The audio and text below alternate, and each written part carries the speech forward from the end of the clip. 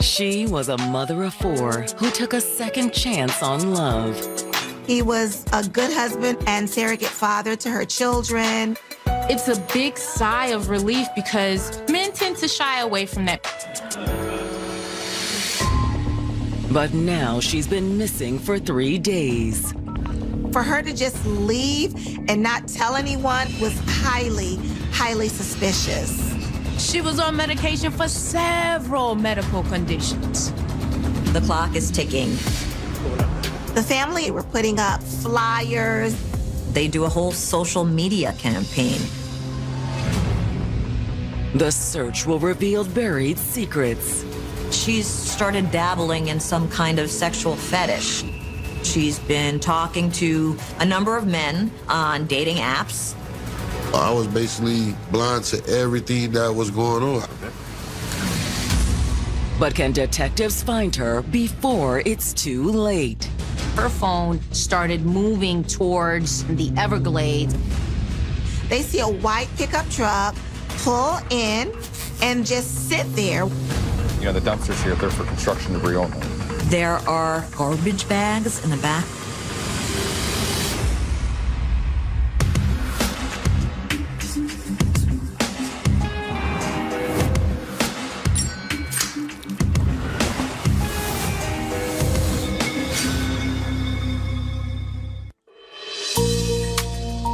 November 7th, 2021. In this city nestled between the Atlantic and the Everglades, everyday life in Fort Lauderdale, Florida is never far from the water. The reason why Fort Lauderdale was dubbed Venice of America was because of the waterway. Fort Lauderdale is a beautiful city with plenty of palm trees, beautiful weather, plenty of beaches, and beautiful people. But this Sunday, one of those people has suddenly gone missing. On November 7th, Ernest Gordon called into the Broward County Police Department to let them know that he had not seen his wife, Wanda, in 3 days. Last time I saw her was Thursday when she left for work. When he came home that night at 6 p.m., she's not there. Ernest said he wasn't worried at first. Initially, he thought maybe she's with her friends, maybe she's blowing off steam. But then she didn't come home at all that night. And she didn't show up at work on Friday. That's when he started to get worried. Ernest had been constantly calling her, texting her. She was not responding. I'm afraid something's happened to her. She would never just leave without notifying anyone. Ernest Gordon was Wanda's second husband.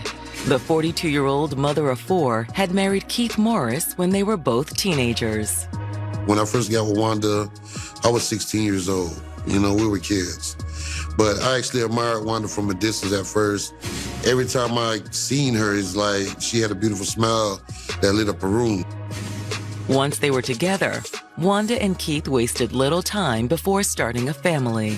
She became a family woman, and at the end of the day, it always was family first. You have someone who is very attentive, very loving. But going from teenagers to parents put a strain on their relationship. She used to get me to do a lot of things, you know, that I really didn't feel like doing, but it's like we always argue. Wanda and Keith eventually split up. It was hard, you know, with the separation. But the couple didn't divorce until after Wanda started dating Ernest Gordon. They met while Wanda was working as a school crossing guard. How you learn to handle all them kids? Well, I do have 4 of my own. 4? Yes. Wow, that's awesome. Yes, and I love each and every one of them. Usually in the dating pool, if a woman has children, men tend to shy away from that because that's responsibility. And so typically we as women, when we find a man that takes interest in us and our children, we're thinking, yep, this could be the right man for me. Soon the two were seeing each other on a regular basis. She meets this man who not only does she fall in love with, but he falls in love with her, he falls in love with her children, and most important of all, her children fall in love with Ernest. He was very good to them.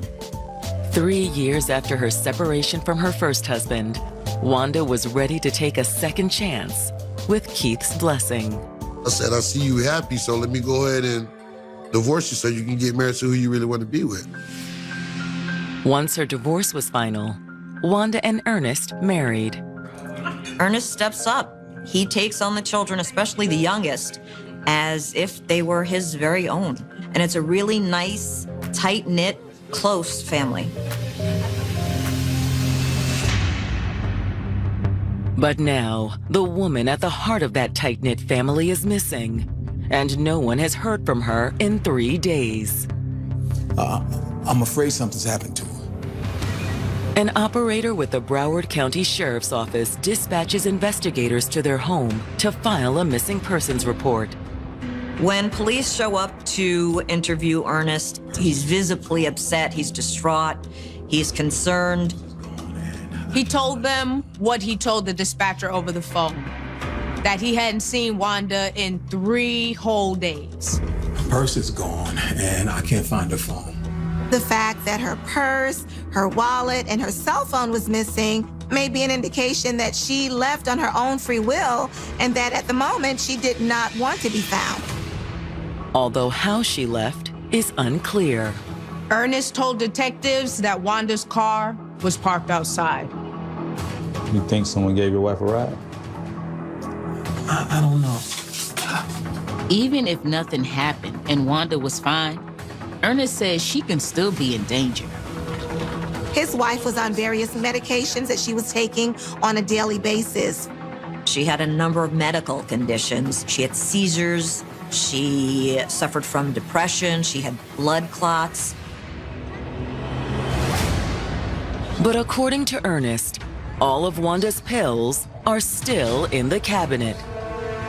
And so with her being without her medication, there's a huge concern. If she doesn't take her medicine, she could get real sick or worse.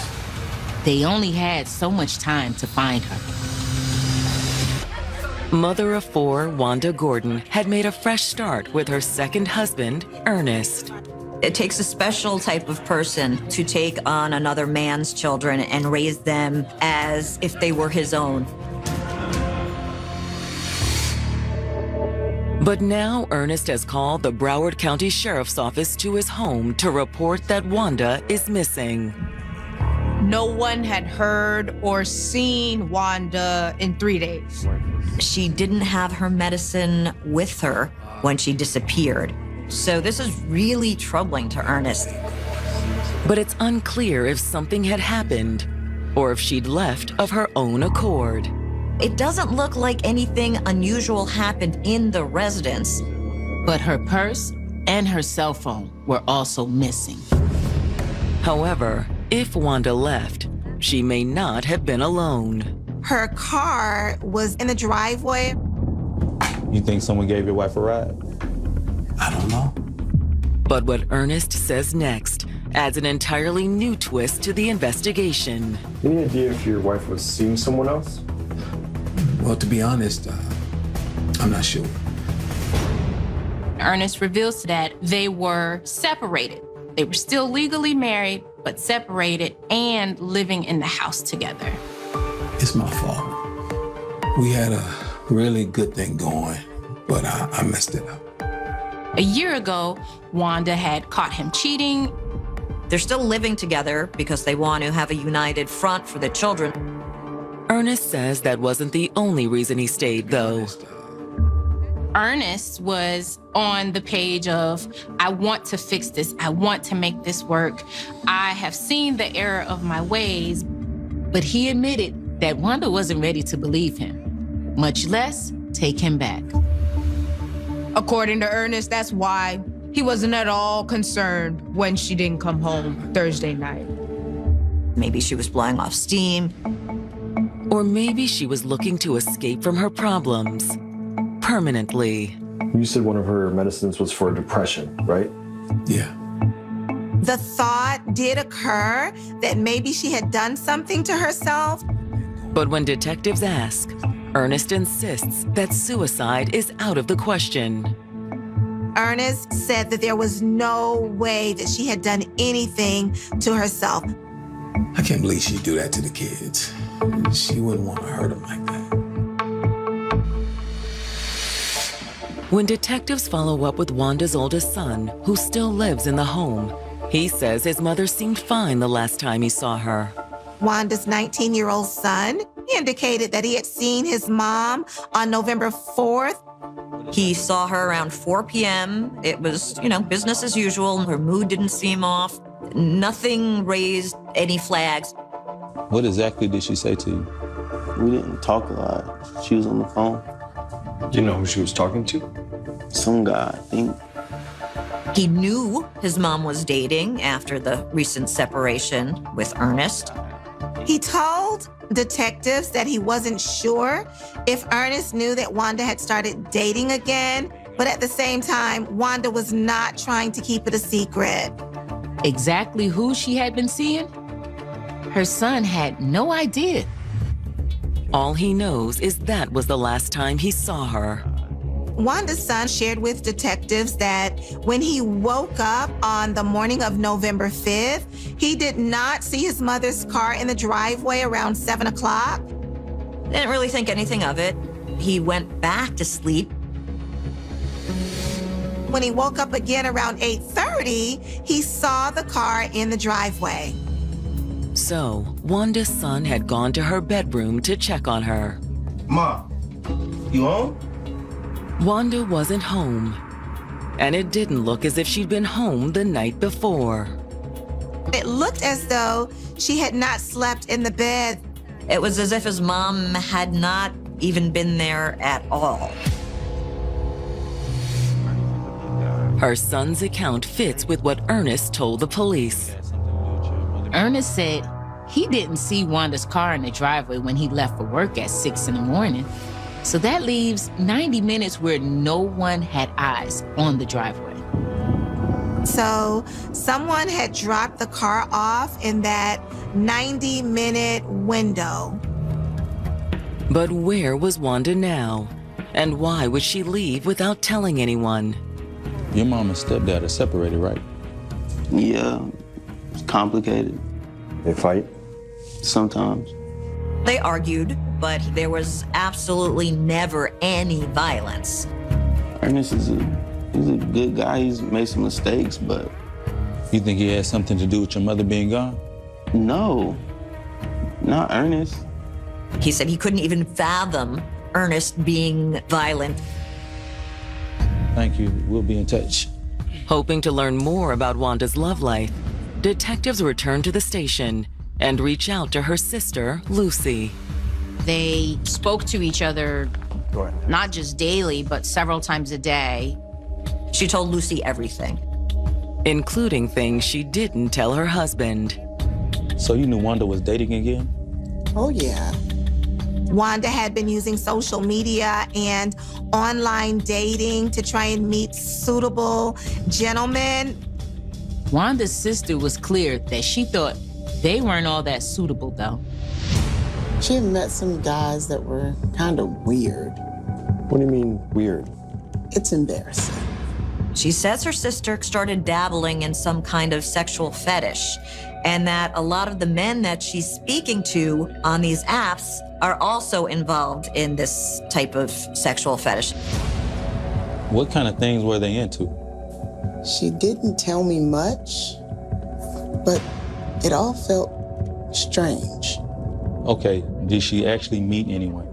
Well, she had been talking to this one guy.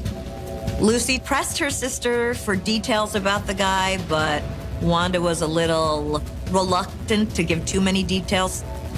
She didn't know the guy's name. But she did know when they were planning to meet. Their first date was supposed to be on the night of the 4th. That was the night that she disappeared.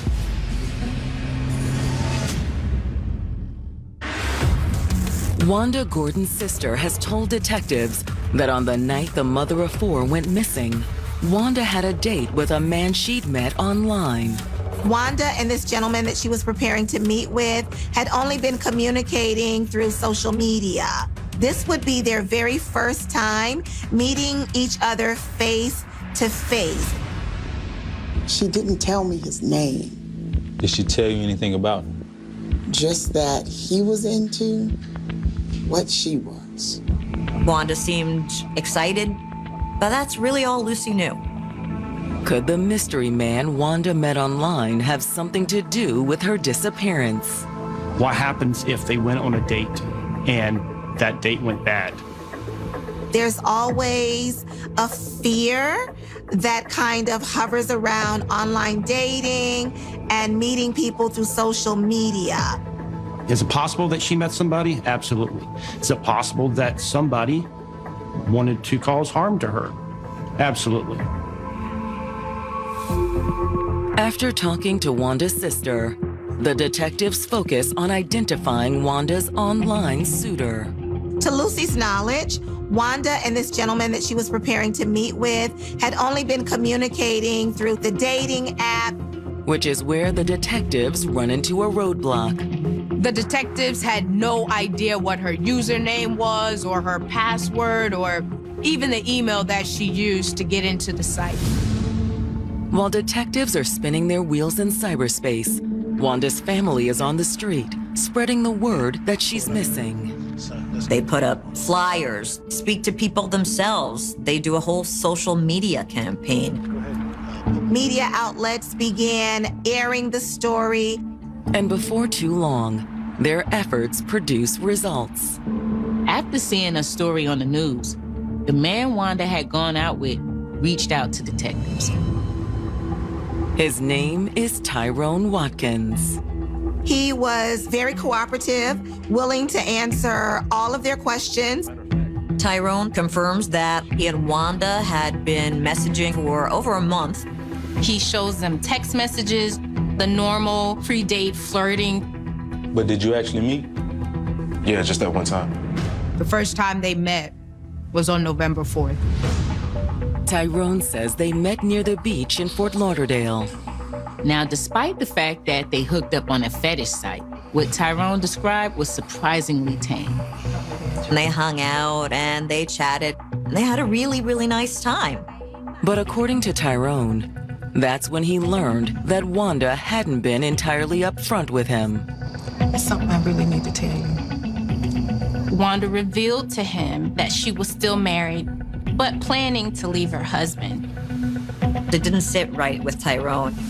He wasn't comfortable with dating a married woman. That make her mad?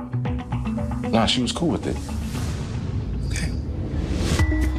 He says they parted on friendly terms. Tyrone asked her to text him to let him know that she had made it home safely. He's being the true gentleman. Make sure that the woman gets home safe. Tyrone says she didn't actually text him until after 1 o'clock that morning. By then, he was asleep. Tyrone said he then texted Wanda later in the morning around 9:20, and he never heard back. Any idea why it was so late when she texted you? She said she was going to the beach for a while. She seemed like she had a lot on her mind. You still have that text too? Yeah, it's all here. When the detectives examine Tyrone's cell phone, it appears he's telling the truth. They confirmed that Wanda sent a text to him letting him know that she got home. He also shows them a receipt from the parking garage that he was in, and it's time-stamped, it's dated. And when detectives pull footage from the city's beachfront surveillance cameras, they confirm that Tyrone and Wanda parted ways amicably. Nothing unusual happened. She didn't seem distressed or disturbed. It was just sort of a normal, nice date. However, something doesn't add up. Tyrone says that Wanda was home at 1:20 in the morning, safe and sound, but Ernest says his wife never came home at all. Both stories can't be right. Detectives needed to speak with Ernest again about the inconsistencies in his story. So this time, detectives call Ernest down to the station to answer additional questions. You said she never came in? Look, all I know is she wasn't home when I went to bed or when I left for work the next morning. When was that? I was asleep by 11:30 or so, and I leave for work at 6. It's possible that she did come home, but he was sleeping. Since they were sleeping in separate bedrooms, it's likely he wouldn't hear her come in. So Ernest is standing by what he said. However, he also has a new lead for the detectives. Ernest offers up a new suspect, Keith Morris, Wanda's ex-husband. Look, what I think y'all should do, in my opinion, is look into this Keith Morris. Him and Wanda, they was having custody issues. According to Ernest, Keith had been acting strangely ever since Wanda went missing. He says that after Wanda disappeared, Keith showed up at the house. He's at the door. He wants the children. I'm just here for my kids. I don't want any problems. They're in my house. They're gonna stay in my house. Wanda Gordon's estranged husband, Ernest, has suggested that detectives looking for the missing mother of 4 should talk to her ex-husband, Keith Morris. Ernest believes that Keith has orchestrated all of this so that he wouldn't have to pay child support and that he would have custody of his youngest 2 children. What makes you think that? He came by the house the day after she disappeared. Told me he wanted the kids. You're for the kids. They're my kids. The kids said they did not want to go with their biological father. According to Ernest, Keith wouldn't listen. Look, I don't want to do this, Ernest, but just let me have my... You know what? Oh, you gonna call the cops? Yeah, as a matter of fact... Or are you tripping? He said that Keith had called the police and demanded they make Ernest turn over the children. My kids are in that house. This man won't give me my kids. They are his kids. He won't even let me see them. Okay, why don't you take a step over there? Let me talk to the kids. We can bring them out. Let me talk to them. Hey, step over here. Hey, let me talk to them real quick, okay? All right, you guys have a choice. When police officers spoke to the children made it clear that they wanted to stay with Ernest. They had been with him for the last decade. At this point, Keith left the kids with Ernest, but he did come back with a court order demanding that the kids be put in his custody. You said he pays child support? Every month. He wants the kids. He has motive to get rid of her. It's something that has to be looked at. Following up on Ernest's tip, detectives asked Keith to come down to the station for questioning. The question that they was asking was like, when the last time you been around your ex-wife? And I was like, I didn't bring any type of harm to her. He said there was a simple explanation for why he asked Ernest for the kids. We have an agreement through our divorce. If one of the other parent is not here until you find out what's going on, the children have to go with the other parent. Look, I know my rights. Those are my kids, not his. But does that mean Keith did nothing wrong? This pre-existing agreement could have strengthened his motive to want to get rid of Wanda. Detectives hope that her cell phone can give them the answer. Detectives subpoena her cell phone records. And they do a deep dive into these records to get a little more understanding of Wanda's steps the night of her disappearance. Wanda's cell phone data showed that she did arrive home at 1:20 a.m., just as Tyrone had told the detectives. But she wasn't home for long. A couple of hours later, the GPS shows that she leaves again. Her phone started moving away from the home again at around 4 in the morning. Both Ernest and Tyrone's stories might be correct. You know, Tyrone said she was home at 1:20, and Ernest said she may have left before he woke up at 6 a.m. And clearly, the GPS shows that she left at 4 a.m. The GPS track leads west out of Fort Lauderdale towards the Everglades. Her phone stopped in a rural area about 4:33 a.m. GPS shows that her phone is there for a little while, maybe about 20 minutes, and then it shows that it leaves and goes to a different secluded area. The phone stays in that location until the battery ends up dying at around 1 o'clock in the morning on November 7th. Police, retracing Wanda's steps, head out to the place where her phone was at 4:33 in the morning. It turns out to be a large and well-secured construction site. There are surveillance cameras everywhere around this construction site. The owners did not want anyone coming out there stealing their equipment. But could the cameras also tell the detectives something about Wanda's disappearance? Police get a subpoena for the surveillance video. But when they view the footage from that particular morning, they see a white pickup truck pull in and then just sit there. Until, after about 15 minutes, a Florida Wildlife Commission officer pulls up behind the pickup. The Florida Wildlife Commission officer actually gets out of the car. The wildlife conservation guy has a conversation with the guy in the white pickup truck. That's all documented on film. Then they both leave the area.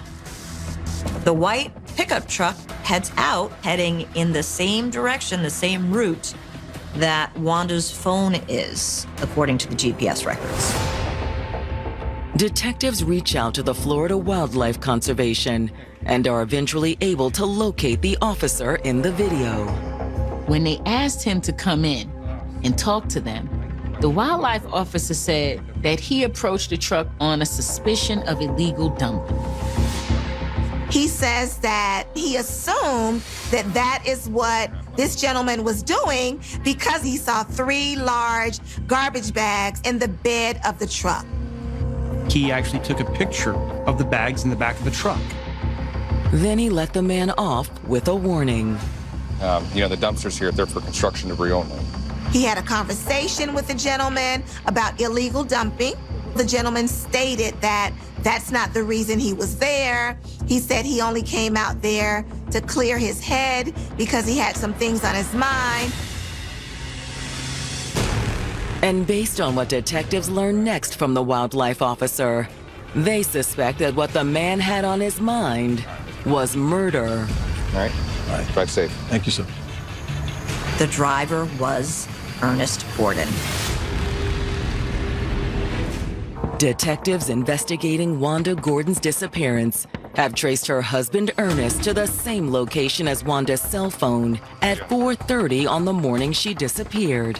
They have an eyewitness that puts Ernest at the scene, but Ernest told detectives that he was home sleeping all night long. The lie isn't all that makes Ernest the prime suspect in what police now believe is a homicide.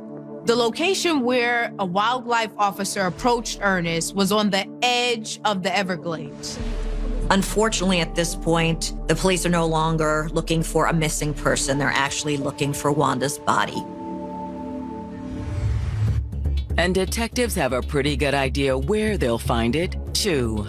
They had the GPS information from Wanda's phone. The last known location of the cell phone before it died was a very swampy, wooded area in Tamarack, Florida. Despite the difficult terrain, the searchers soon find something. They find a black cell phone.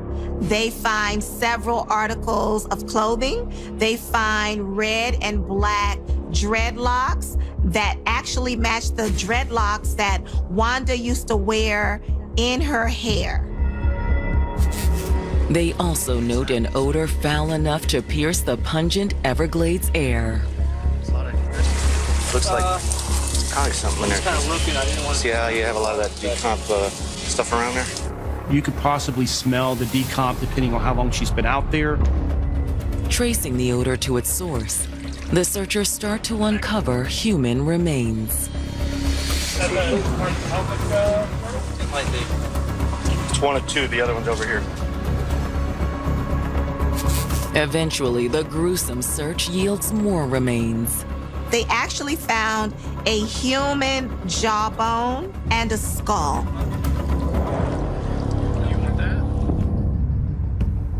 The detectives assume they found Wanda, but the autopsy is unable to confirm it. Just looking at the skull and at the jawbone, the medical examiner thinks that they belong to a female. But unfortunately, there's so much decay that they can't say for certain that these are Wanda's remains. Whoever she was, the autopsy revealed how she died. The medical examiner discovered a large fracture on the side of the skull and determined that this was the fatal wound. However, before they can charge Ernest with murder, detectives will have to confirm that the remains are Wanda's. They had to secure DNA from Wanda's daughter. However, the results would take some time to find out if there was a match. While they wait, the detectives attempt to put Ernest closer to the location where they found the remains. They contact the Tamarack Police Department and they ask them if they can review traffic cameras. Since it was deep in the swamp, there weren't any cameras in the close proximity where the police found the remains. But there were several in the broader vicinity. Wouldn't you know it, right there on tape, about 5 miles from the dump site, there's Ernest's truck, captured on camera. However, there is one thing the camera doesn't capture. The garbage bags are no longer in the back of Ernest's truck. It looked like Ernest was engaged in a little illegal dumping after all. To strengthen the evidence further, detectives also subpoena Ernest's cell phone records. Police take a look now into Ernest's GPS to see if they can trace his movement to that particular location. During the time that Wanda's phone was moving, Ernest's phone was not moving. In fact, his phone was still at the house. They figured that he deliberately left his cell phone home to throw off the investigation. However, the records also revealed that on the following night, Ernest neglected to leave his phone behind. Ernest had traveled to the exact location where the remains were found at 11 o'clock that night on November the 5th.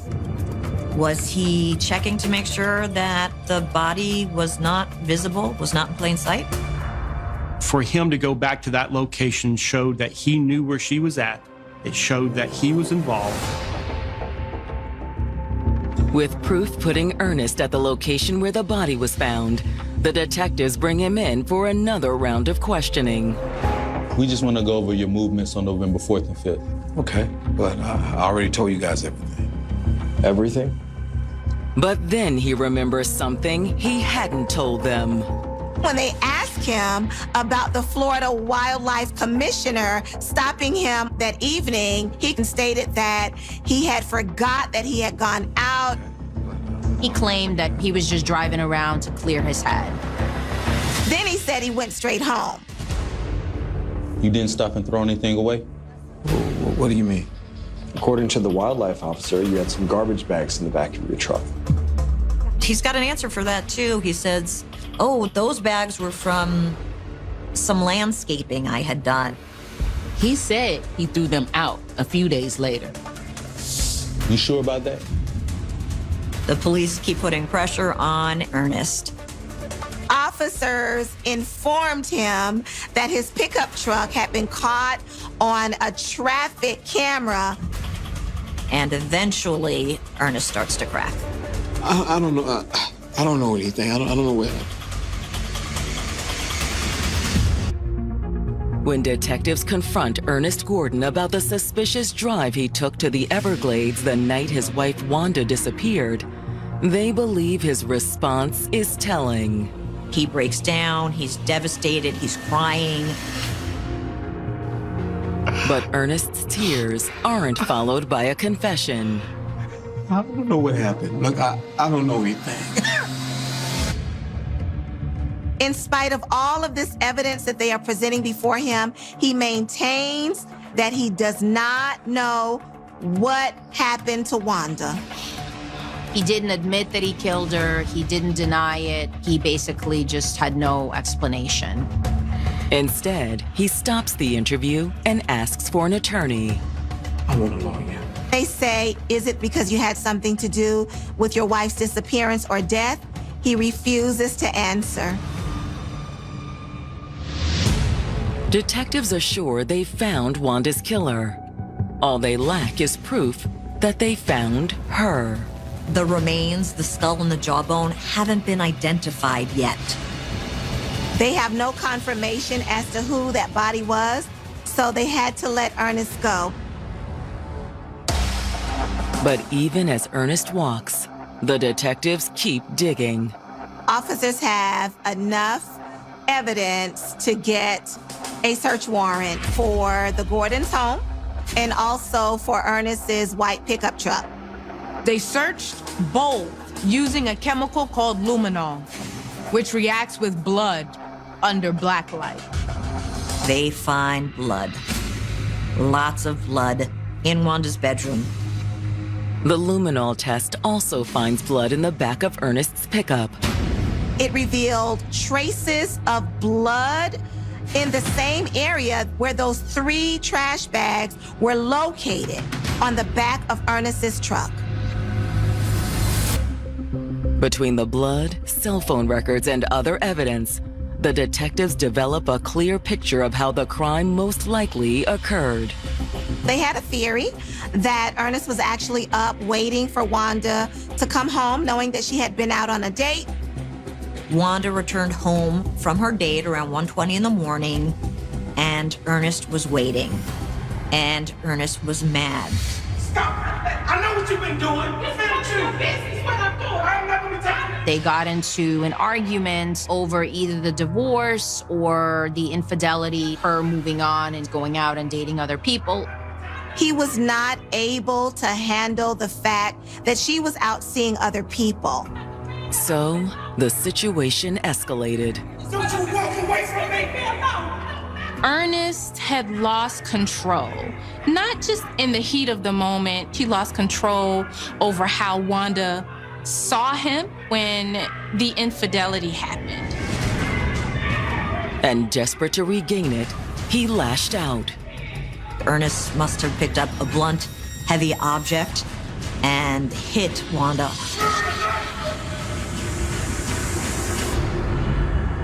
He hit her on the side of the head, which was fatal. Once he realized what he did and that she was dead, he tried to cover it up. And now all detectives need is the one piece of evidence to tie everything together: Wanda's DNA. On December 9th, the results are in, and it shows conclusively that the remains found in the swamp are those, unfortunately, of Wanda Gordon. An arrest warrant was issued for Ernest. He was taken into custody the very next day. He's charged with second-degree murder. As a trial date approaches, Ernest faces reality.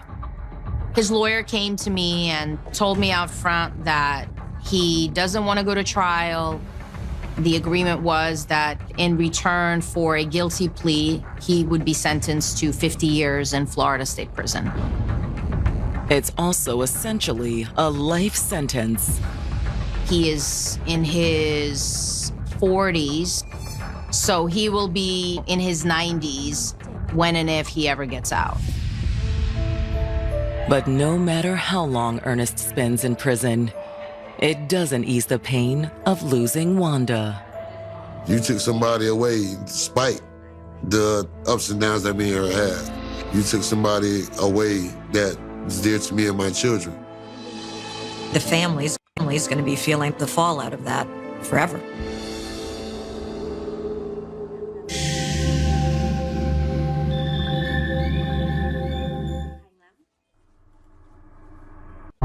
Sanford, Florida is a charming waterfront community just steps away from Florida's largest tourist attractions. But hidden beneath Sanford's splendor is a long history of racial prejudice and discrimination. February 2012, the shooting of Trayvon Martin would pull those deeply rooted issues into sharp focus, and the outcome of a controversial investigation would spark the Black Lives Matter movement, becoming the blueprint for a growing wave of social activism on a scale the world had never seen before.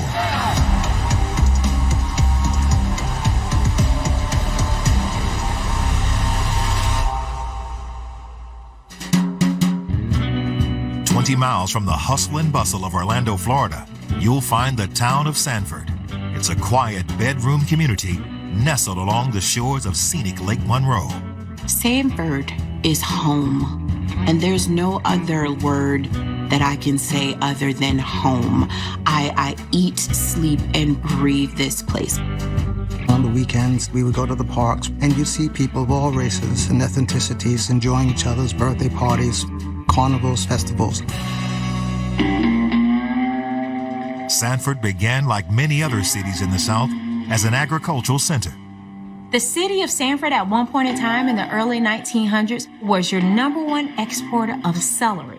When you go around the city of Sanford, you see all of these things say Celery Avenue, Celery City, Celery Estates, because they were all former celery fields. Although Sanford's black workers provided most of all the labor in the fields, they were still treated as second-class citizens. Those Jim Crow era laws that exist that disenfranchise people exist for them. And they want a means to support their family. They want to be able to go to the grocery store. They want to have a theater. And so what happens is some business owners, African American, decide that they're going to come up with their own city. Between 1887 and 1891, two brothers and former slaves named Joseph and William Clark incorporate the first two all-black cities in Florida, Eatonville and Goldsboro. There's no other place in the country like Goldsboro and Eatonville, where there are black cities created by black people for black people. So where they have a safe environment, where they feel safe in their spaces, they feel safe to thrive. But as with many thriving black communities in America, Goldsboro's success would ultimately lead to its downfall. In neighboring Sanford, their city's mayor, Forrest Lake, had an insatiable appetite for expansion, and Goldsboro's independent charter impeded his plans. He devised a plan to steal the charter of Goldsboro. He went to the Florida State Legislature and asked that the Goldsboro Charter be dissolved so that Sanford could annex the area. But when it did that, it then went in and made changes. For instance, there was a street named after the black mayor for Goldsboro. They renamed that street after the white mayor of Sanford. The citizens of Goldsboro sued, and the resulting court battles lasted more than 40 years. But in the end, the courts sided with Sanford. Over time, Goldsboro's story became a footnote in Sanford's history.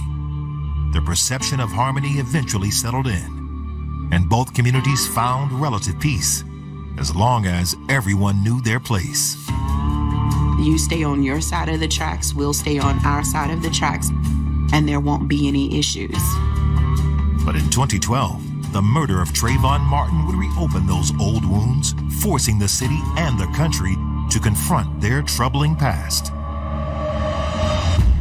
Just before 7 p.m. on February 26, 2012, 17-year-old Trayvon Martin leaves his father's home in Sanford. Inside a gated community known as the Retreat at Twin Lakes. Just so happened to be the NBA All-Star weekend. It was about time for the game to come on. And Trayvon decided to go to the store. Trayvon went to buy a couple of items, something that any 17-year-old kid would do, and he bought Skittles and a can of iced tea. As he was leaving, it was raining. He had on a hoodie, as we call them, to protect himself from the rain. His family begins to worry when several hours pass, and Trayvon still hasn't returned home. But since Trayvon has some cousins in the area, Trayvon's dad feels no need to panic.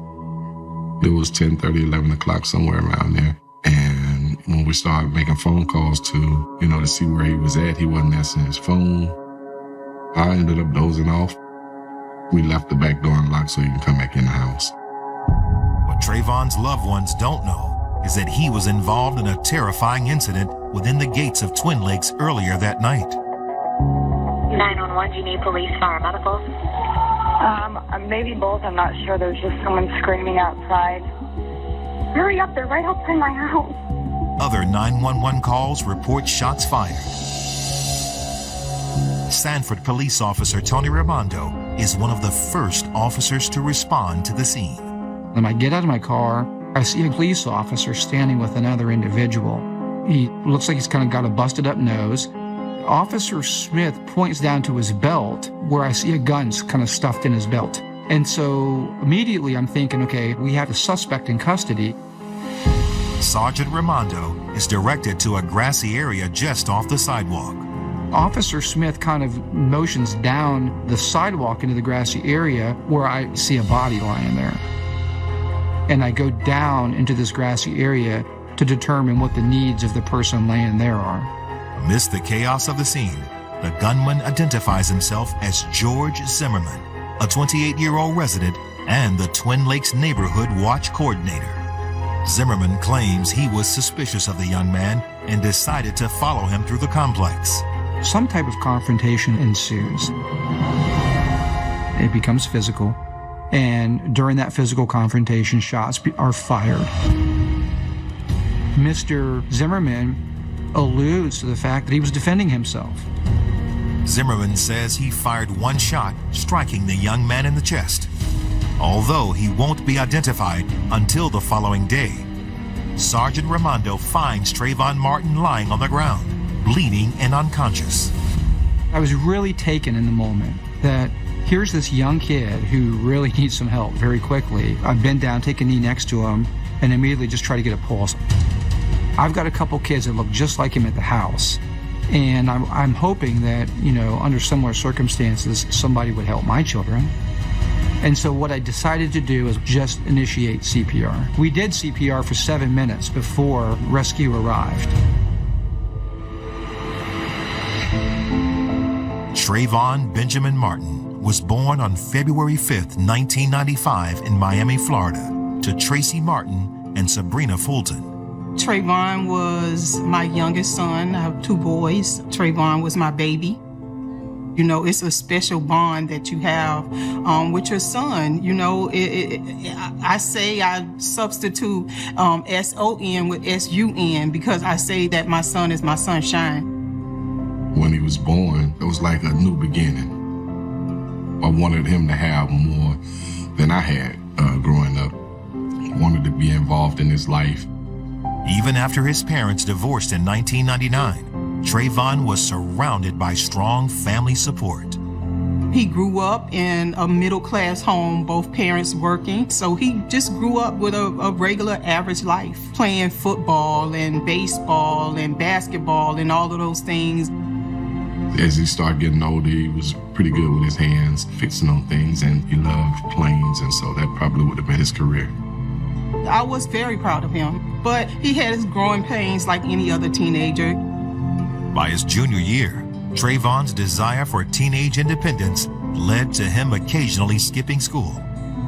One bout of truancy resulted in a week-long suspension, so his parents decided a break from Miami might do him some good.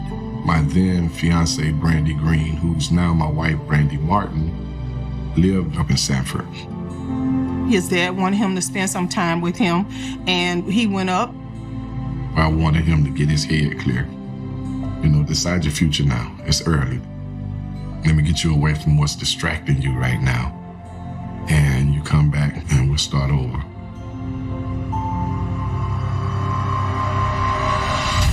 But now, that fresh start has come to a violent and tragic end. Once rescue arrived, they hooked up their leads to their equipment and worked on him for a short period of time and determined that he was deceased. And so we went from attempting to save his life to managing a crime scene. With the limited information available at the scene, it's still unclear to authorities whether a crime has been committed at all. But as more of the story unfolds over the coming days, an ensuing controversy will throw the city of Sanford into an uncontrollable tailspin, and it will quickly find itself on the world stage for all the wrong reasons. I remember seeing the lead investigator that night, and he says to me, "Hey, Tony, this one's going to be bad." And I was like, "What do you mean it's going to be bad? You got the guy, you got the gun, you got the body." And he's like, "Yeah, it's not that simple." Turns out he's exactly right. Nearly a century after Sanford annexed the city of Goldsboro, the two communities have continued to keep their distance, albeit peacefully. As long as you stayed where you're supposed to stay, it's fine. As long as you're not dating my daughter, you're fine. We don't have a problem with blacks. We don't have a problem with whites. By 2012, a handful of gated communities dotted Sanford's landscape, creating both physical and socioeconomic barriers to those who live outside the wrought iron fences. Most of the time, those are built particularly with the express purpose of keeping black people out. And I think that was the thing that got to me. It's a 17-year-old black boy being killed. It's a gated community. George Zimmerman didn't think that he was supposed to be where he was. As George Zimmerman is taken to the Sanford Police Department for further questioning, Trayvon Martin's family is now starting to panic. I got a call Monday morning from Tracy telling me that Trayvon didn't come home. Now, for me as a parent, that's unusual because, you know, our kids come home at night. And so I'm just wondering, like, what is going on, you know? At 8:30 a.m., Trayvon's father decides it's time to call the police. I told him the situation that my son Trayvon was missing. I gave him a description, what he was wearing last. And so they said, "Okay, we'll call you back." Dispatchers put out an APB for Trayvon. That's when Officer Brian McIntosh makes the connection. Black male, 17 years old, didn't come home. Upon reviewing the call, I made calls to my sergeant, thinking that it could be the juvenile from the night before in the homicide. I'd never forget it. It was a drizzly day. I'm waiting on the police to show up. I'm thinking I'm gonna file a missing persons report, and I see a chaplain pull up. These two officers, he pulled out photos of crime scene photos.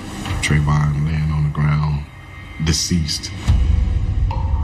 That began the nightmare.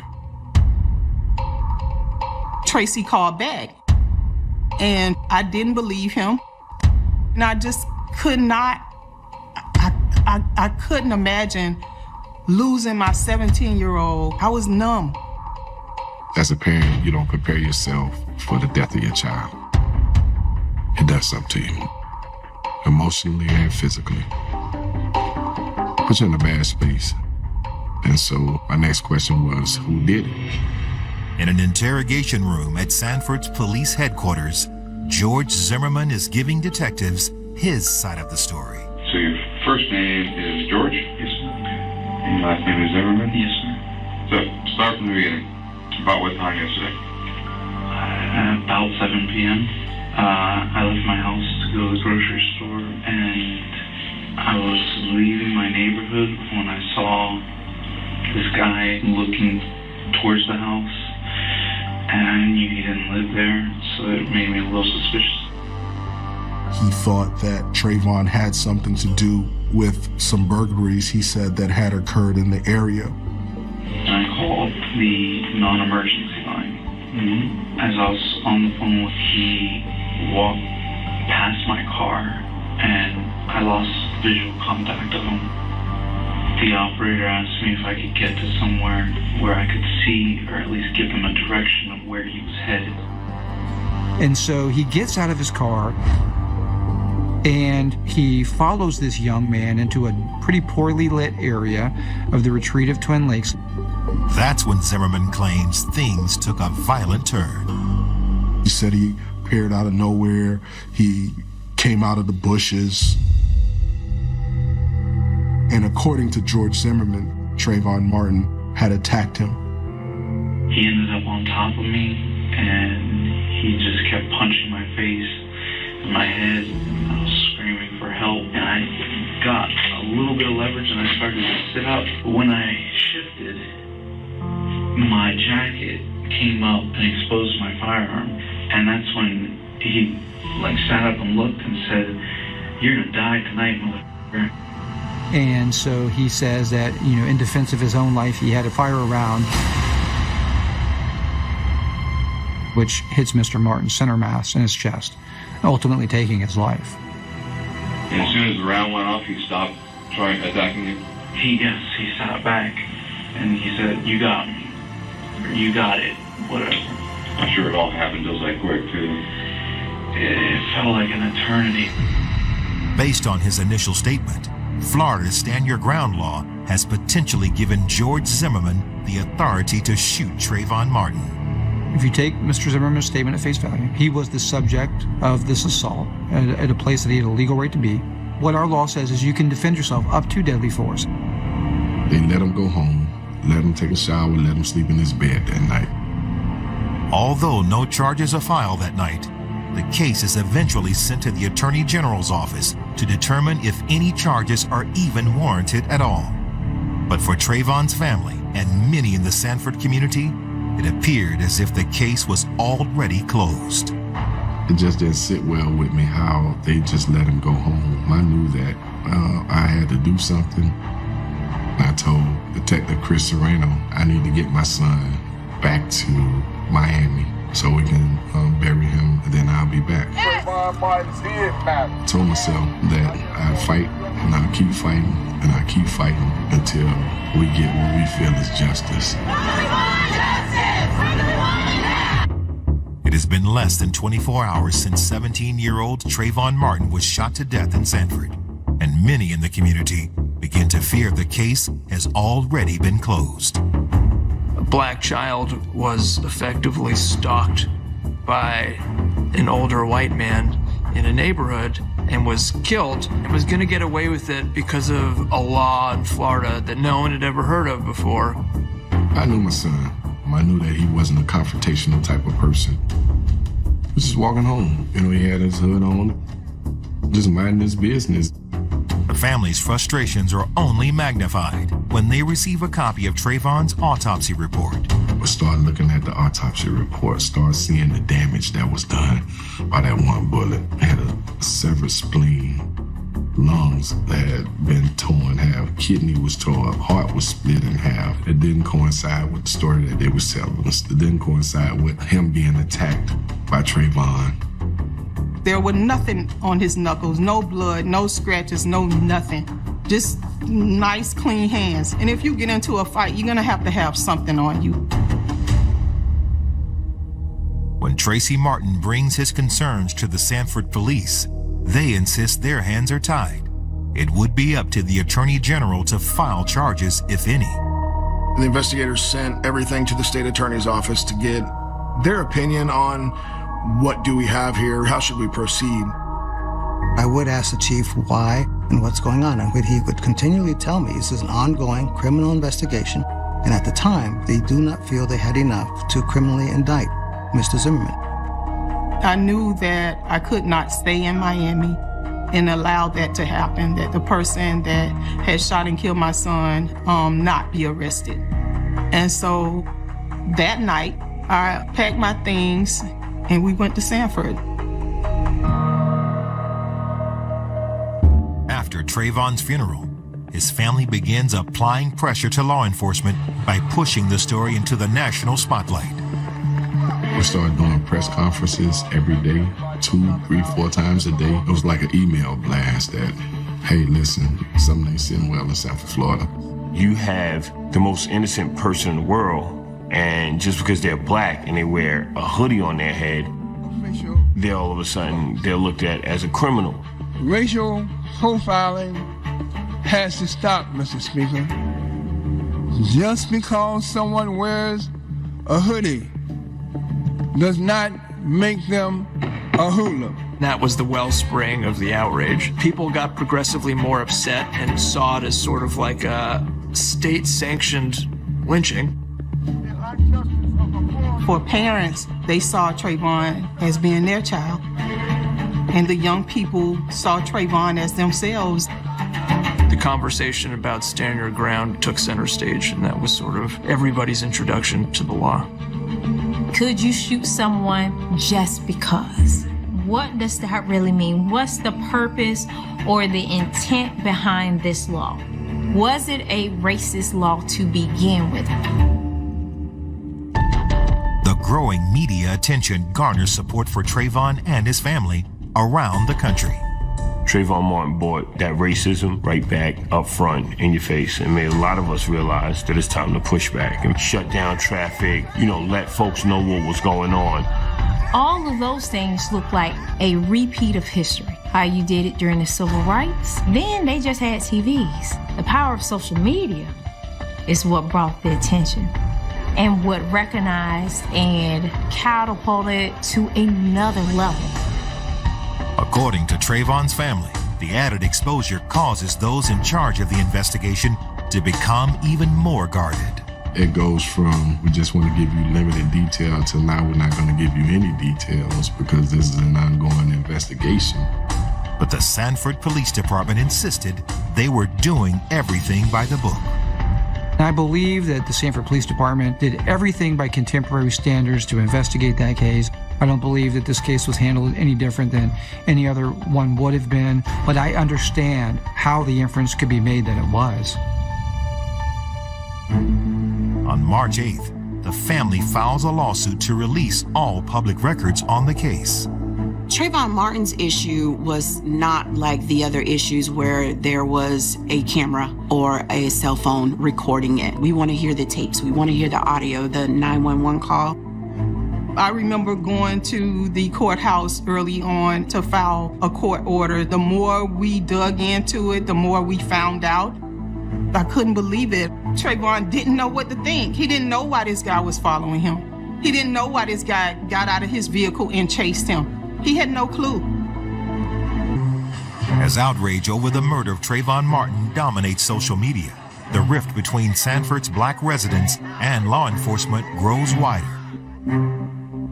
George was not a police officer. Still, it was felt that law enforcement could have done different. And so now we got a trust issue. They let somebody go within hours of killing a young child, a person that did not have a weapon on him. The only thing he had on him was Skittles and an Arizona iced tea. The Sanford Police Department takes the brunt of the blame for not charging Zimmerman, even though they say there was enough evidence for an arrest.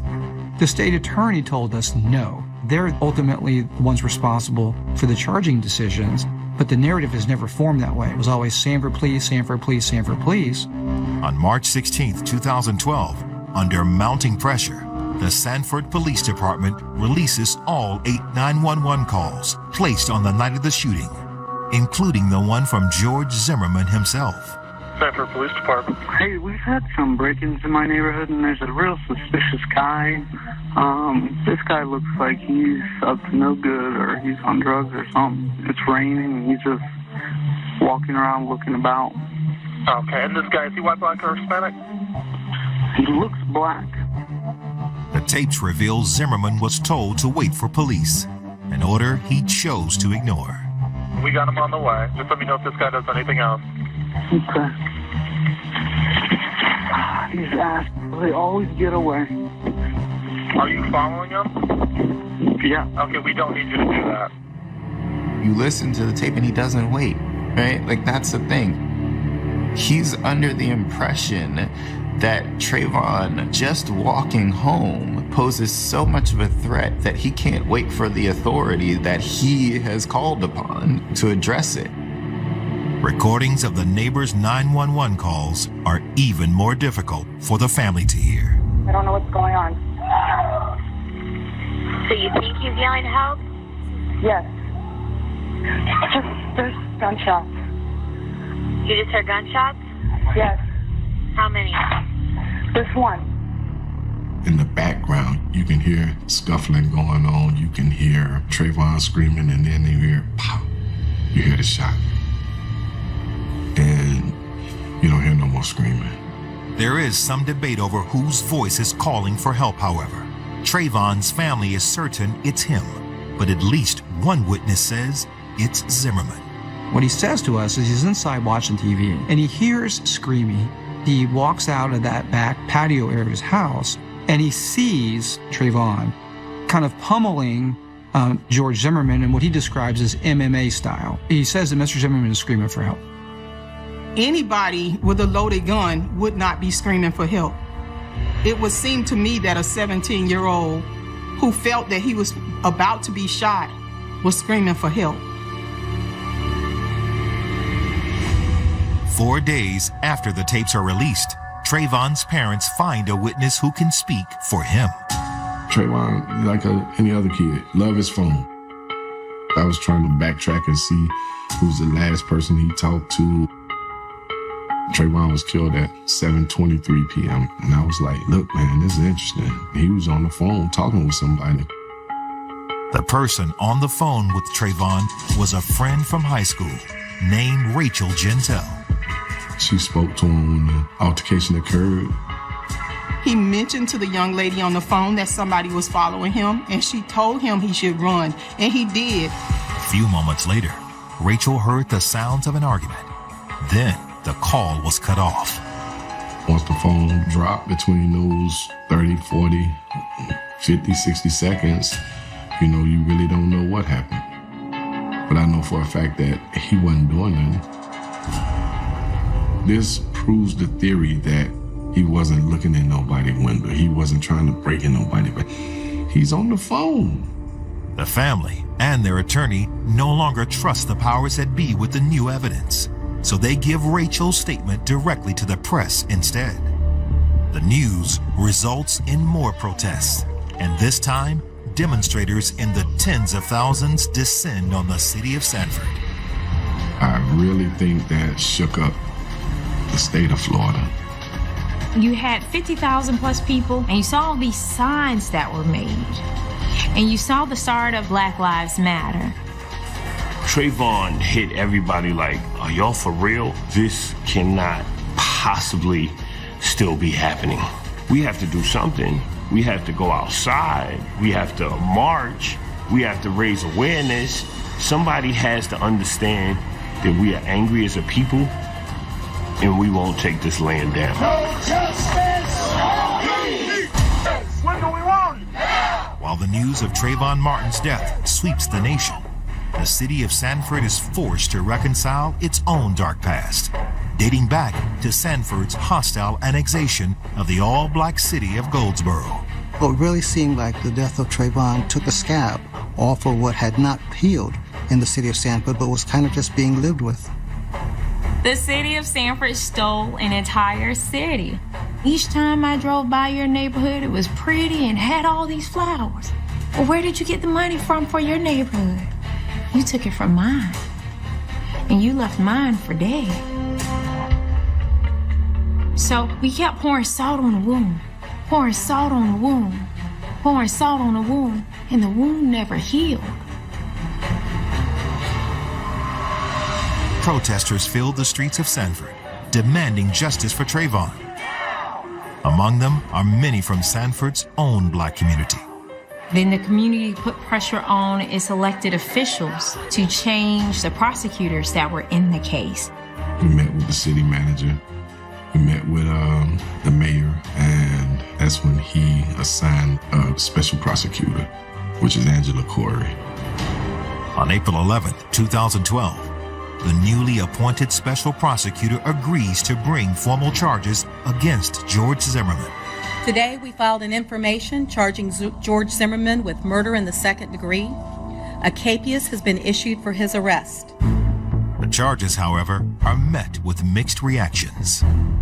When I looked at the charge, second-degree murder, I thought it would be very difficult for them to prove that case because they would have to prove not only did George Zimmerman kill Trayvon Martin without justification, but that there was some evil intent or ill will involved.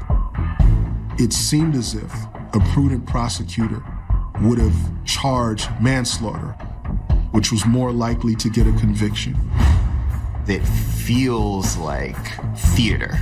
The system does tend to overcharge black people, right? And I think they're making a show of, hey, we're also doing this to someone that killed a black person. Like, this is what justice looks like. This is equal opportunity, right? What they wanted was a public relations win more than they wanted George Zimmerman held accountable for his actions. Those concerns grow in the months leading up to the trial, and they're only magnified by Zimmerman's well-documented attempts to control the narrative. And then I thought to get out and look for a street sign. Right. Often in cases like this where force is used or some crime is alleged, people will, express their Fifth Amendment protections and say, look, I don't want to cooperate. I don't want to say anything. Mr. Zimmerman was the opposite. He was looking for opportunities to tell his story. He even voluntarily went back to the scene and walked through it with investigators while being filmed. He said, yo, you got a problem? Part of what was so enraging about the event was that in no way did it conform to the notion of self-defense as we understand it. The idea that it did is bullshit. When Zimmerman's attorneys add the footage to their evidence list, it further angers Trayvon's supporters.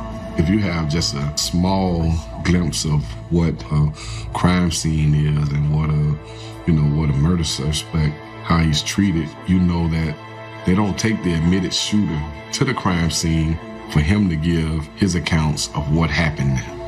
Oh, I tried to sit up, and that's when he grabbed me by the head and tried to slam my head down.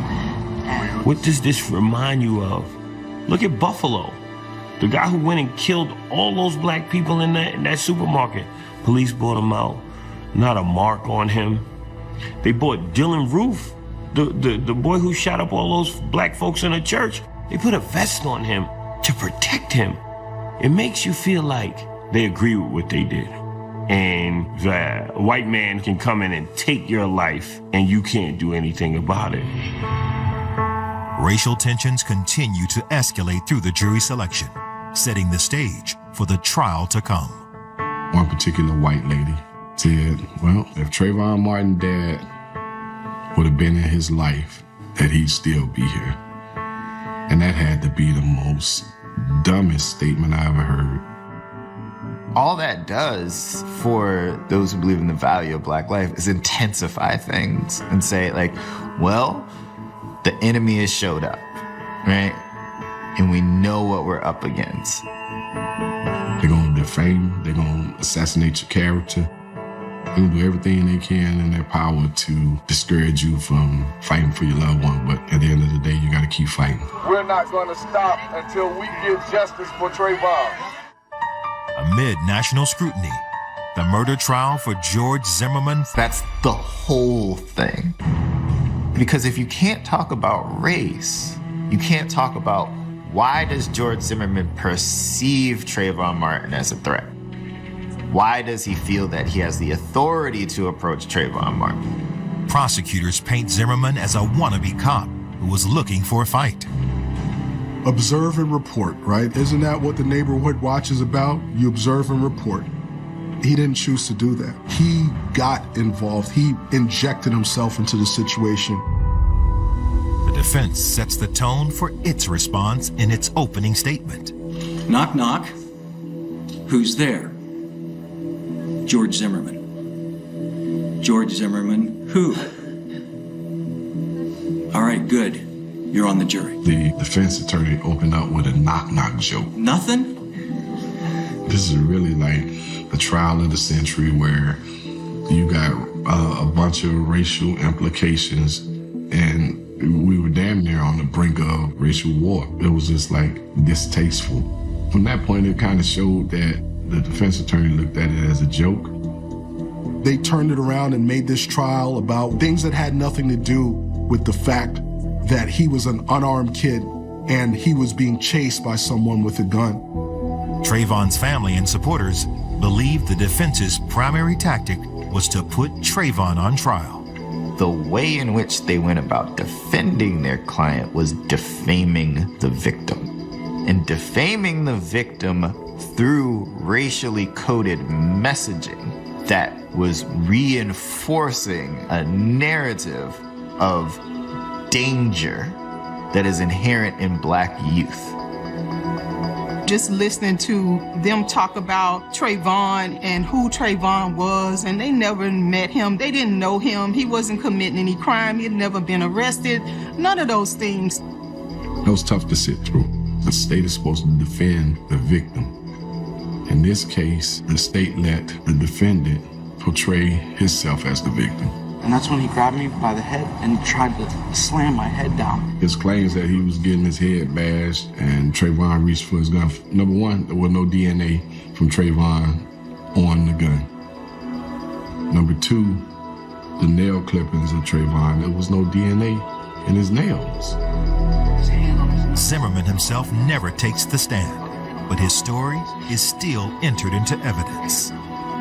One of the things that I thought was unusual was allowing George Zimmerman's tour with the police department to come in without him ever having to testify, to be subject to cross-examination, and have to answer the prosecution's questions. If you're going to assert self-defense, 9 times out of 10, you have to testify to what led you to believe that your life was in danger. You have to testify as to why you took the actions that you did.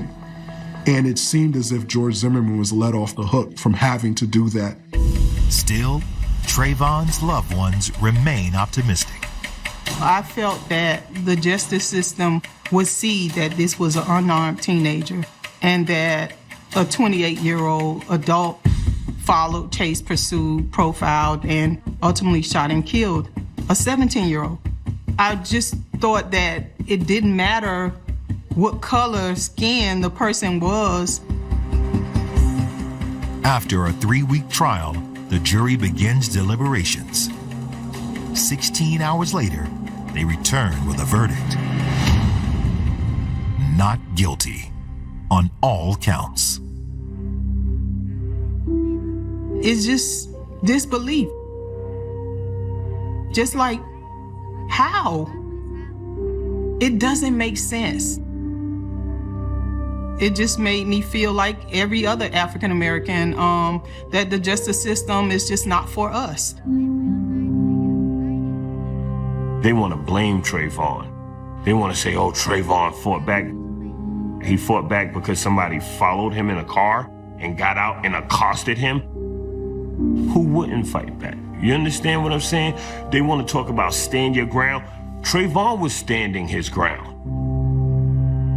Following the trial, demonstrators staged peaceful protests in cities across America. And although the outcome is not what they hoped for, Trayvon's case will inspire a new generation of social activists. We opened up a lot of eyes. What it did was ensured that the name Trayvon Martin will forever be woven into the American flag. Some say that he divided the country.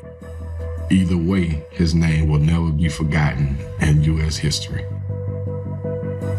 That says a lot for a 17-year-old Black boy in Miami. Clarksdale, Mississippi is known as the birthplace of the blues. It has produced numerous music legends, including 7 inductees into the Rock and Roll Hall of Fame. But it's situated in a region darkened by a history of racism, marked by the notorious lynching of 14-year-old Emmett Till in 1955. Nearly 60 years later, the mysterious murder of an aspiring Black politician in this deeply Southern town reopens old wounds. And when disturbing details of the crime hit the national press, many fear history is repeating.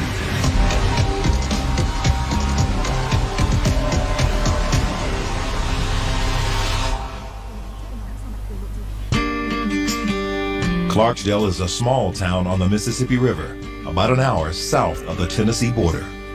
It's a city where the roots of a rich black history run deep, but that history has come at the cost of centuries of tremendous struggle and suffering. From slavery to Jim Crow, Clarksdale's black residents have never had an easy road, and inequality and hardships have always been a way of life. But out of that pain, Clarksdale gave birth to something beautiful, the musical genre known as the blues. Clarksdale has always been a place of blues. A lot of blues musicians came from here. Ike Turner, Muddy Waters, Charlie Pride. There was also Robert Johnson, and there's stories about him selling his soul to the devil to become an excellent guitar player, and that's supposed to happen right here in Coahoma County at the crossroads. The blues has its own method of speaking to the masses, and it was created by blacks for blacks. So therefore, a black singing the blues, another black can understand and feel his heartbreak and what he was going through there. But despite such important contributions to the city, Clarksdale's black residents still have very little to show for it, thanks to a system that is designed to keep them unequal and unrepresented. For the last 100 years, you would have a small minority controlling the masses here. We would always have 3 or 4, sometimes 5 white supervisors that controlled the entire county, but you had 80% of the county being black. We don't own a lot of things, so others think that why should you have a voice? It's a concentrated effort to make sure that the people in power stay in power and the people out of power stay out of power. In 1955, the lynching of 14-year-old Emmett Till in nearby Drew, Mississippi, brought tensions in the region to a boiling point. Well, history has it that we walked into a store to buy some candy, and for whatever reason, the lady in the store felt uncomfortable with him and let it be known to other white guys in the community. And so they went to his home, got him out of the bed, and took him to the lake. 2 white men shot Emmett, tied a heavy fan to his body, and threw him into the Tallahatchie River. It's an ugly history, it really is. But I've always been told, if you don't learn your history, you're doomed to repeat it. Emmett Till's murder made national headlines, shocking the nation and fueling the civil rights movement. That was the spark that started the flame for desegregation. People began to speak more about issues related to racism in the South. African Americans began to organize. But the old wounds of the past still haunt this town. And in 2013, a man who dreamed of bringing change to Clarksdale would be ripped from the community in yet another horrifying murder. On the morning of February 25th, 2013, the Coahoma County Sheriff's Office gets a call from a family concerned their son, Marco McMillan, has gone missing. Marco's family tells police he left the house around 10 p.m. on Sunday night to move his car and never came back. Neither they nor Marco's friends have been able to reach him on his phone, which is highly unusual.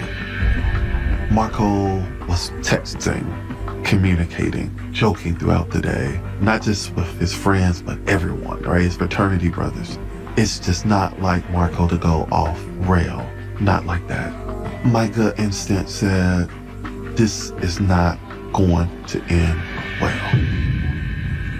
Marco McMillan was born on April 23, 1979, to a devoted family who worked hard to provide him with a stable and loving home. There was plenty of structure, plenty of love, plenty of understanding. I would say those things were present in the home. Marco had a heart for people, and he never met a stranger. Marco made you feel seen, he made you feel welcome. He took everybody under his wings, and he also was a person of action. If Marco said that he was going to do something, he did it. In high school, Marco's natural leadership skills began to emerge in a big way. Marco was an excellent student, wise beyond his years of age. He used to talk with me sometimes, and I would just look at him. Marco, you are 17 years old. But I think he was planning then, how can I change things? What can I do to make things better or different? After graduating, Marco left Clarksdale to attend Jackson State University. He became heavily involved in one of the school's black fraternities, Phi Beta Sigma. He would go on to work for the national chapter in Washington, D.C. He became the international executive director of the Phi Beta Sigma fraternity. That was big news for Clarksdale community. So he learned a lot from economics, learned a lot about city management, he learned a lot about all of those things. And I'm sure he wanted to implement some of those when he came back to Clarksdale. 15 years after leaving Clarksdale, Marco brought his talent and experience back to his beloved hometown. He wanted to know, why were we in poverty? Why we didn't have adequate housing? He saw that there could be these kinds of things in this community if the ones that had gone away to school would come home and do this. And so I believe that's why he came home, because he felt that the vision that he had of making this town different, he could contribute. Marco decided the best way he could contribute was by running for mayor of Clarksdale.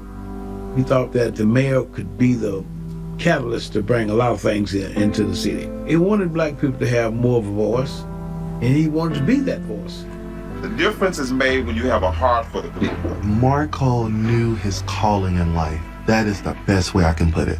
Marco knew what he was put on this earth to do, and that was to shine a light on darkness. But Marco's campaign faced some unique challenges. He was black and gay, but he wasn't black and gay as a candidate, if you will. Obviously, he was an African American. I mean, that's clear. But Marco never ran as a gay candidate. Marco was just Marco around here. People did not think of him as a gay man. The impression I got is people knew him as an individual, not as a gay man, not as a black man, but as Marco McMillan, you know, a young and upcoming guy. Although Marco didn't make his identity central to his campaign, it still put a potential target on his back in his deeply southern hometown. I had a passion to do things in politics in Mississippi, but like so many other, LGBTQ plus individuals, you're afraid to run. Even at that time, I hadn't even came out in Mississippi. So absolutely, I had reservations about Marco coming to the deep south of Clarksdale. Marco made his platform clear from the start, even though it wasn't likely to gain him many supporters from Clarksdale's powerful elites. His platform was going to be education, economic development, job creation, and one of the sticky pieces of that was going to be actually looking at auditing Clarksdale books. He felt as though Clarksdale had received millions and millions of dollars over the course of the years and nothing has happened, right? So he really wanted to hold political leaders accountable. Some people, as we know, would take what was meant for good and use it for evil.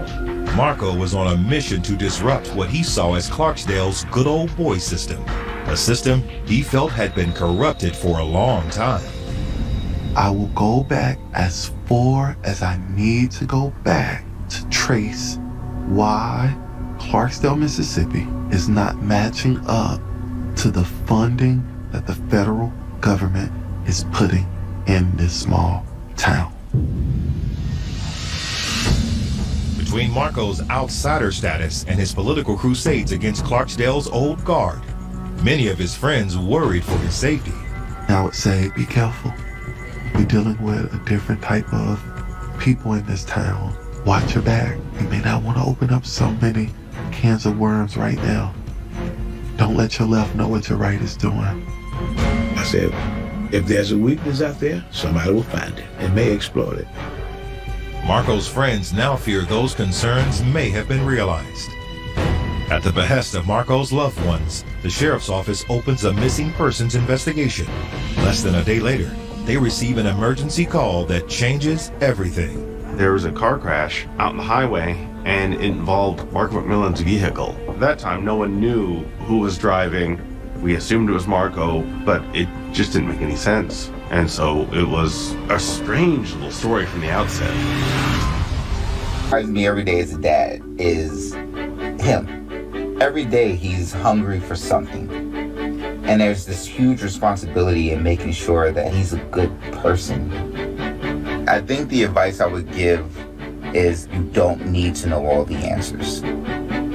It's okay to make mistakes. As long as it's coming from love, then it kind of starts to work itself out.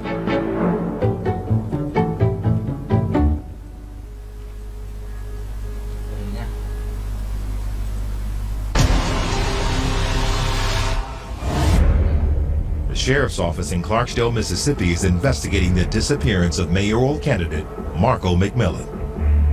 But when they're called to the scene of a grisly car crash, it appears the search might be ending as quickly as it began. On that morning, February 26th of 2013, I was leaving the sheriff's department and I heard a 1050, which is a traffic accident with some injuries, call out on the radio. First responders rushed to the scene, where a white Chevrolet and a black Tahoe have been involved in a head-on collision.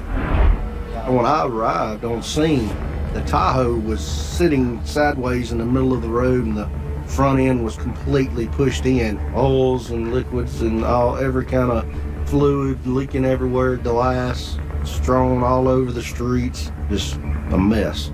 The other truck was like a white Chevrolet that he had hit head on. It was out in the field. Witnesses say the driver of the Tahoe is the one responsible for the crash. Even though it was out in the county, there were people living right on the roadway who definitely heard it, definitely saw it. I remember folks saying that it looked like the vehicle had steered directly into oncoming traffic and purposely hit another vehicle. When officers run the Tahoe's information, they're surprised to find it's registered to their missing person. It was tagged out of Tennessee to a Marco McMillan. At that time, someone alerted me on scene that that was the subject that was running for mayor and that they thought he had family in Clarksdale. But the injured man lying in the back seat of the SUV is not Marco. The impact threw him all the way into the back seat of the vehicle. And he had a large amount of skin and glass in all of his arms. He was bleeding profusely. I tried to ask his name and he wouldn't want to answer any questions or anything like that. And it was just this weird bag of mysteries. Who is this guy? You know, why was he driving Marco's vehicle? Why did he, apparently, according to witnesses, purposely crash headlong into oncoming traffic? Right away, police treat the situation as highly suspicious. Anytime you have someone driving someone else's vehicle, there could be robbery. That could be a motive. I immediately thought, hey, this is a stolen vehicle, and that's why the guy's not wanting to give any information. But at the same time, then we've got a missing person involved in it to where we can't locate. As officers consider the implications, a panicked woman arrives on the scene. She says the driver of the Tahoe is her ex-boyfriend, Lawrence Reed, and he'd come to her that morning with a terrifying confession. She explained that she knew him and had dated him previously, but she didn't really want anything to do with him. And that morning, he showed up before the accident, stating to her that he possibly just killed someone and that he was gonna kill himself. He didn't know what to do. You want to see a friendly face, and basically his ex-girlfriend, if I recall, was like, I don't know what to tell you, man. You've come to the wrong house. I don't traffic in murders. She said that he got in the vehicle and drove off, and that's when she heard the accident happen. Once the female witness gave me that information that he possibly was involved in a homicide, I immediately went to the ambulance and placed a handcuff on him onto the stretcher so that he could not try to leave till we had him in a proper authority's hand. Reed is taken into custody, but police are left with more questions than answers. It was a strange case. We had the confession before we had the victim. How did he get in the vehicle? Where was Marco? What was going on? Candidate Marco McMillan has been missing for nearly 2 days now. and his car has mysteriously turned up at the scene of a violent highway crash. The driver, 22-year-old Lawrence Reed, has been arrested on suspicion of murder. And once his injuries are stabilized, police are anxious to get some answers. My chief deputy sent one of our deputies en route to the hospital to speak with him about this incident, and they started gathering more information there. Reed grew up in the nearby town of Shelby, Mississippi. After graduating high school, he moved to Clarksdale and found work at a pizza place. Frankly, the folks I talked to who knew him said he wasn't all that bright. He wasn't the sort of person who was malicious, and certainly wasn't the sort of person who could plan a crime like this. You know, you're not really talking about somebody who's a criminal mastermind here. And the more the story unfolded, almost the less sense it made. When police asked Reed about the crash, he confirms he was trying to kill himself. And the reason why is linked to Marco's disappearance 2 days ago.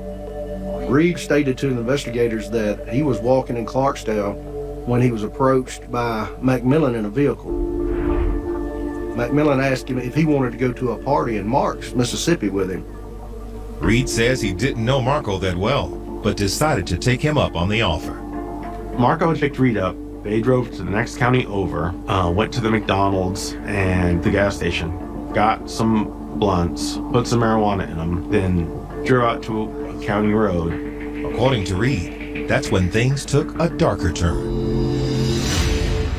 He says Marco pulled over on one of the back roads outside town and began to pressure Reed into a sexual encounter. Reed stated that McMillan tried to show him some pornography on his phone while exposing himself to Reed.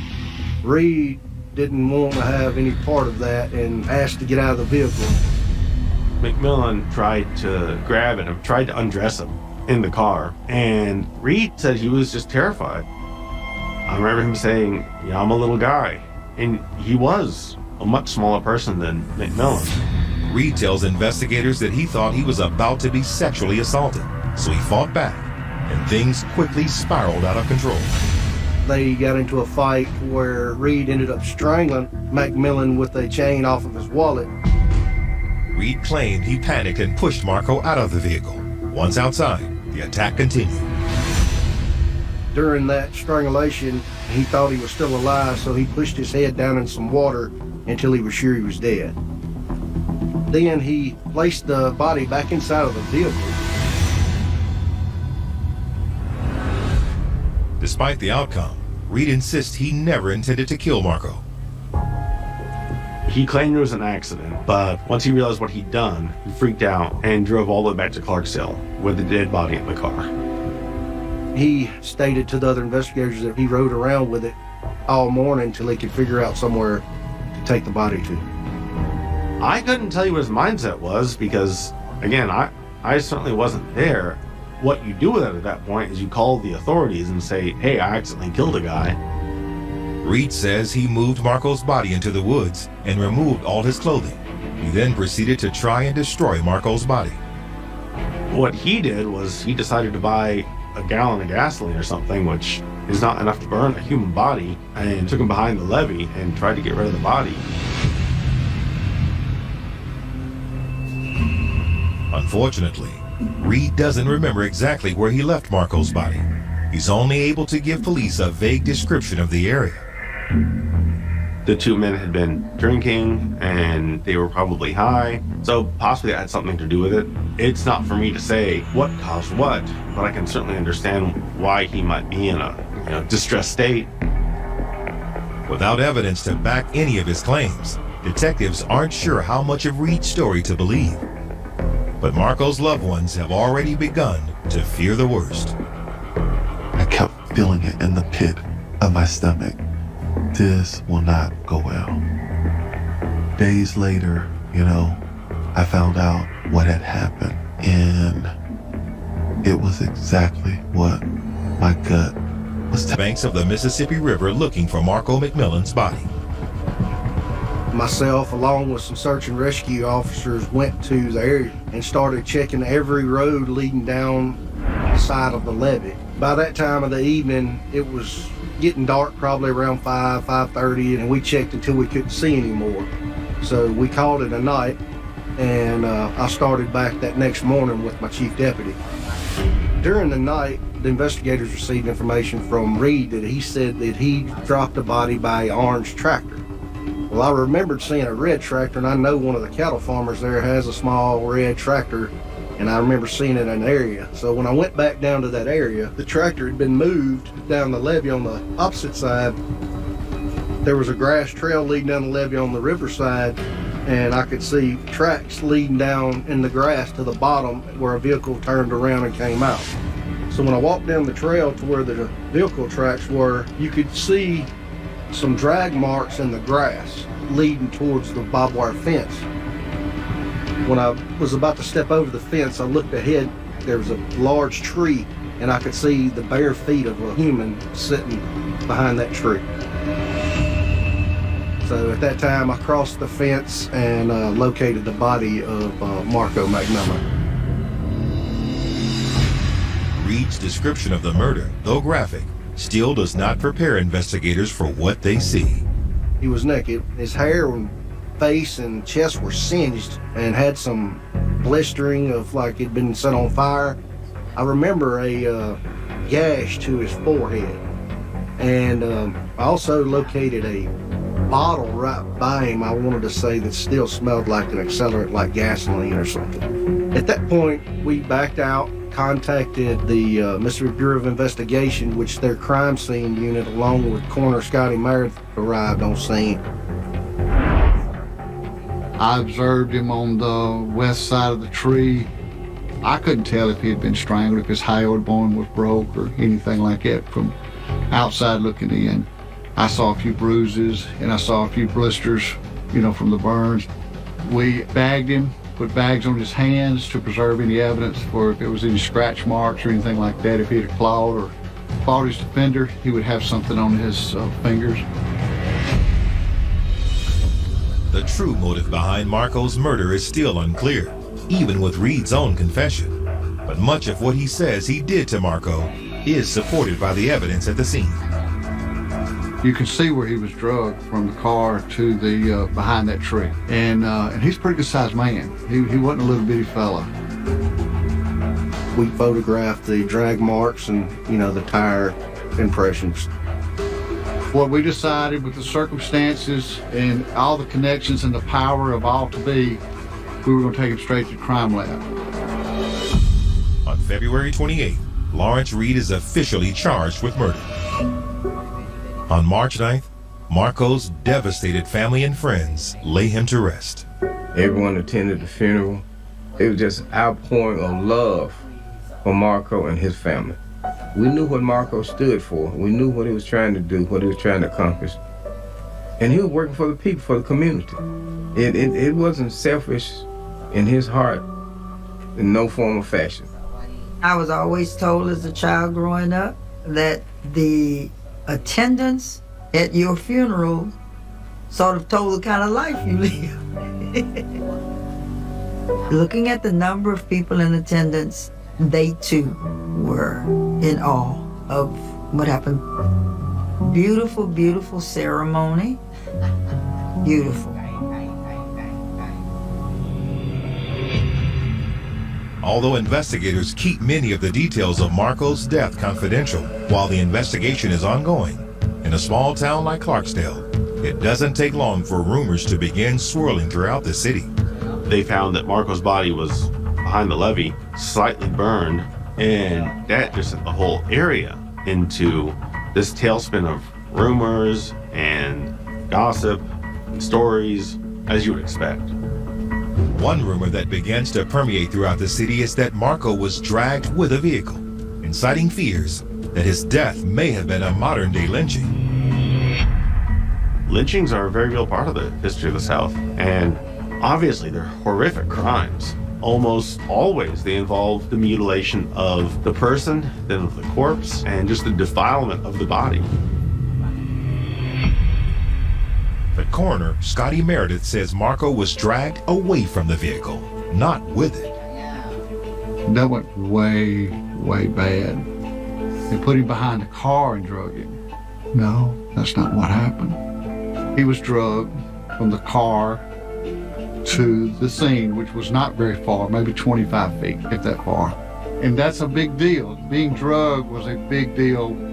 When we say drag, the guy that killed him got under his arms probably and pulled him out of the car, and his 2 feet drugged the ground 25 feet maybe. I don't know of too many lynchings or too many hate crimes against African Americans committed by other African Americans. That's the part that didn't really make a lot of sense to me. You know, I mean, I've got a degree in Southern history, and I've never heard of anything like that. Another rumor that grabs hold is that Reed may have simply been a pawn in a much larger conspiracy, and that he may have murdered Marco on the direct orders of someone who felt threatened by Marco's run for mayor. When you have a young, upcoming individual such as Marco, you're going to have some whites that's going to be afraid of that. You're going to have some people that feel as if, okay, if this individual is such a threat of this nature, we need to band together and do something. I hate to think that Marco was murdered because of that, but we don't know. And when Marco's autopsy report goes public in the days after his death, the rumors will only become even more explosive.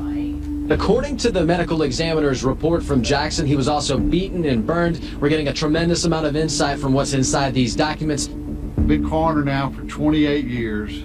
I have never had as much publicity on a case as I did on this one. For the underrepresented communities Marco McMillan was trying to serve, his loss is unimaginable. Marco measured impact by people and their response and them feeling his heart. And what I know for sure is that Marco had gained the morale of the people, the trust of the people. He spent hours sitting at tables, kitchen tables, dinner tables, illuminating the minds of the way people think. That is one of the most powerful things you can do. Despite the rumors circulating throughout the city, law enforcement in Clarksdale remains tight-lipped about Marco's murder.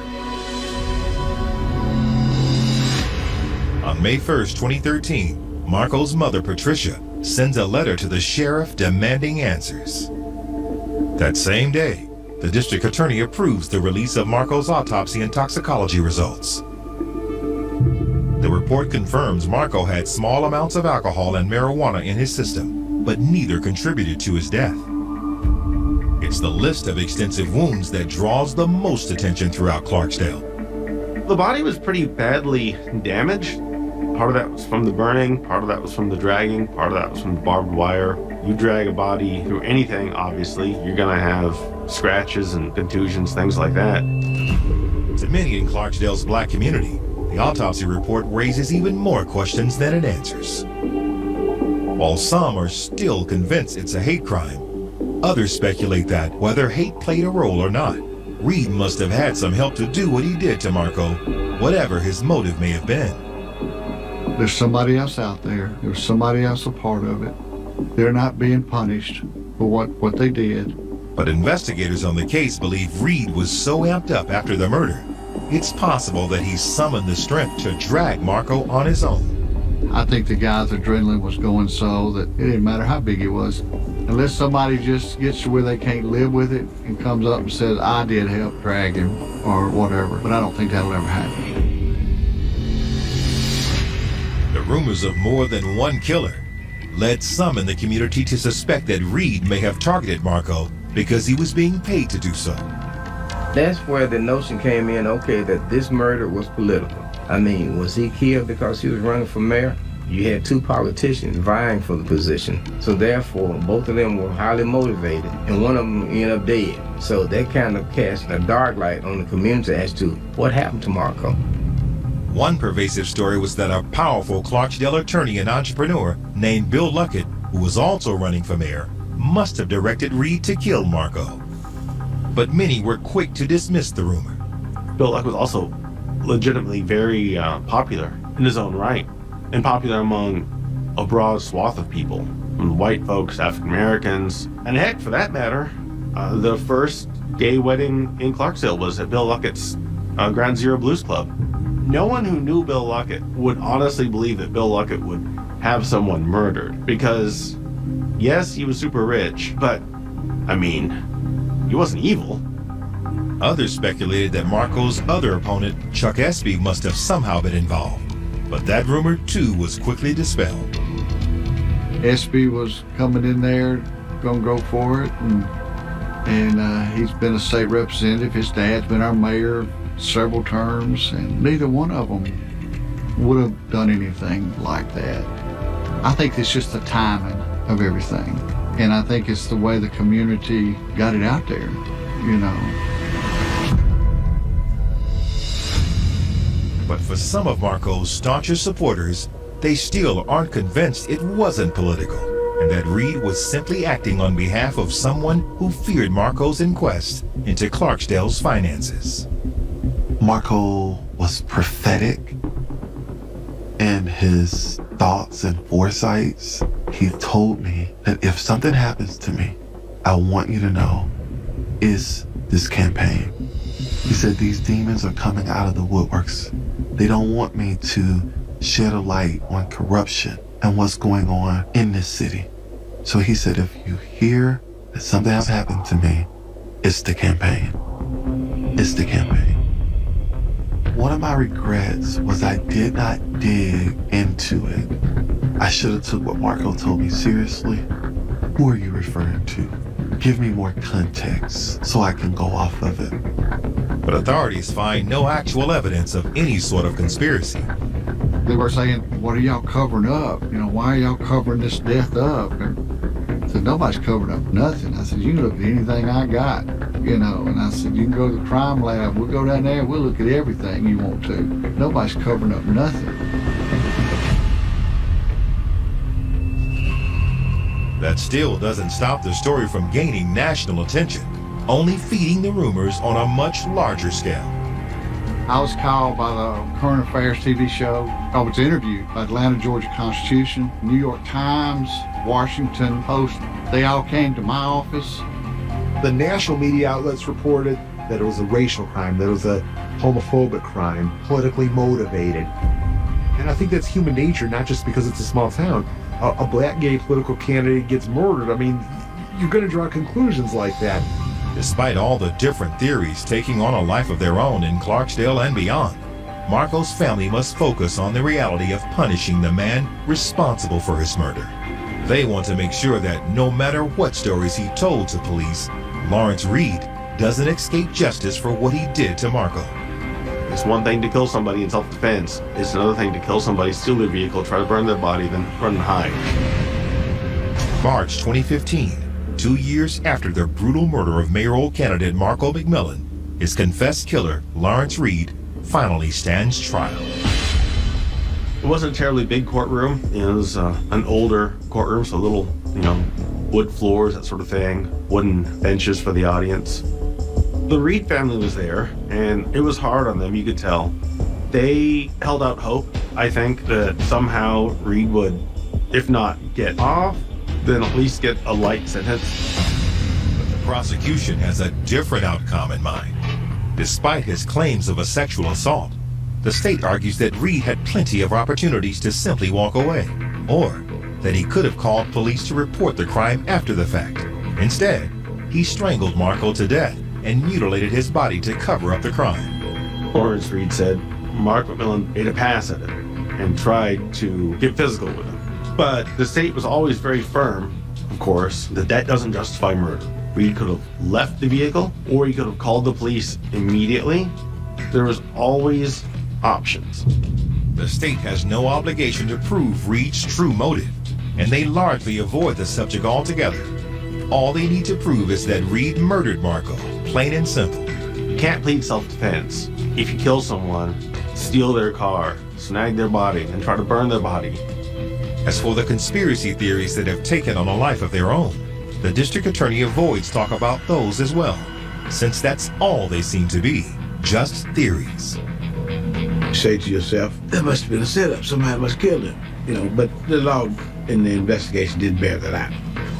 It was just this horrible, sad, unfortunate story about somebody who overreacted at a sexual assault, did the absolute wrong thing, and continued to do the absolute wrong thing until he was arrested. But Marco's family and friends insist he would never sexually assault anyone, and that Reed is simply trying to make himself out to be the victim. I will say, Marco, never in 1,000 years. And I'll leave it at that, never in 1,000 years. To everyone's surprise, Reed decides to take the stand in his own defense. He sticks to his original story. He was in tears. He seemed like he was reliving it in real time. I mean, he was not enjoying himself being up there. I did not get the sense it was premeditated in the slightest. I believe his story that he got freaked out and that maybe he was sexually assaulted and he responded in the worst way imaginable. But I never got the impression that he was motivated by hate, motivated by bias or malice or any kind of bigoted sentiment. Reed doesn't hold up well under cross-examination, however. The old adage is true, you know, you shouldn't take the stand in your own defense. Our district attorney, she did not go easy on him. My goodness, I hope I never cross-examined by her, because it was an evisceration. On March 12th, 2015, the jury finds Lawrence Reed guilty of murder. There was an emotional reaction from the Reed family, because again, they didn't want to see their kid locked up for years and years and years. But the McMillan family was, as you would expect, relieved. Justice has been done, and we're prepared to move forward in the memory and legacy of Marco. Reed is sentenced to life in prison without parole. The death penalty is legal in Mississippi, but they don't typically go after it for various political reasons. As far as the state is concerned, justice has been served. But for many, questions still linger, and Marco's death will never make sense, and it may never have closure. Time and time again, you see the lack of justice for Black people, and not just in Mississippi, but around the country. It just causes in our psyche, as just human beings, that we question the system. So when I look at it from the legal standpoint, is there a lot of questions? Yes. Is there a lot of gaps? I believe in the case. Yes. Do I trust the justice system 100%? No. Marco brought about public attention to what he believed to be, waste, fraud, abuse, misuse of funding. Now, did he have evidence? I don't know. Was people nervous around the town? The chatter when I was on the ground, talking to people at the crossroads at Clarksdale? Yes. You're on this political stage, you got higher ambitions, and there's always something happening in shark-infested waters. He was going to bring forth a new era, a new generation of leaders here in Oklahoma County. So therefore, Marco was a threat to somebody, somehow, some form, or some fashion. So therefore, it's still a question mark there, and it's going to forever be a question mark. My hope is that if there is unsolved mysteries and gaps that people know about, they will speak up about that. They will shine a light on that, so we won't have to ever experience another Marco McMillan. Marco's death prevented him from pursuing the changes he dreamed of, but the effect he had on the people of Clarksdale lives on. I think it changed the dynamics in the city at that time. It changed the hope and dream of people in the community. They became more adamant about having a Black mayor. I think sometimes martyrs change communities for life. He made a significant impact here. We just need 100 more like Marco. Yeah. The vision he had for Clarksdale is still coming true today. And I believe that his life is not in vain. His life was dedicated to changing things in Clarksdale. It did. It did.